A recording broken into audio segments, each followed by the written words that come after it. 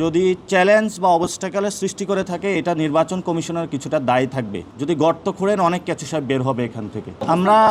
আমরা মানে প্রতীক প্রশ্নে, শুধু অনলি প্রতীক প্রশ্নে নির্বাচন কমিশনের পদত্যাগ চাচ্ছি না। আমরা ওনাদের কাছকে স্পষ্ট করেছি, যেহেতু প্রতীকের কোনো আইনি বা রাজনৈতিক বাধা নাই, আপনি প্রতীকটা দিচ্ছেন না, তাহলে এখানে অন্য কোনো বাধা দেখতে পাচ্ছি আমরা।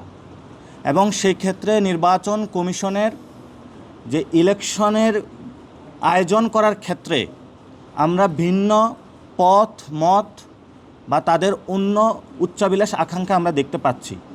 সেই ক্ষেত্রে ফেব্রুয়ারির ইলেকশন নিয়ে যদি কোনো অনাকাঙ্ক্ষিত ঘটনা ঘটে, অথবা এই বিষয়ে যদি চ্যালেঞ্জ বা অবস্টাকেলের সৃষ্টি করে থাকে, এটা নির্বাচন কমিশনের কিছুটা দায়ী থাকবে। ওদের স্বপ্ন পূরণে পাশে থাকতে পেরে আমরা গর্বিত।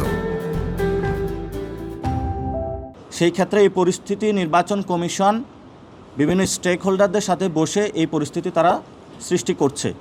এবং এই বিষয়ে আপনারাও সতর্ক থাকবেন যে নির্বাচন কমিশন কোন সময়ে কার সাথে মিটিং করছে, কী সিদ্ধান্ত নিচ্ছে, এ বিষয়ে আপনারা যারা বাংলাদেশের মানুষের কাছে, আপনার সংবাদের মাধ্যমে মানুষ আপনাদেরকে ট্রাস্ট করে, বিশ্বাস করে, আপনাদের উপরে হলো বাংলাদেশটাকে মানুষ দাঁড়িয়ে আছে দেখবে, আপনাদের সেই ট্রাস্টের জায়গা আপনারা ইনশাল্লাহ রাখবেন।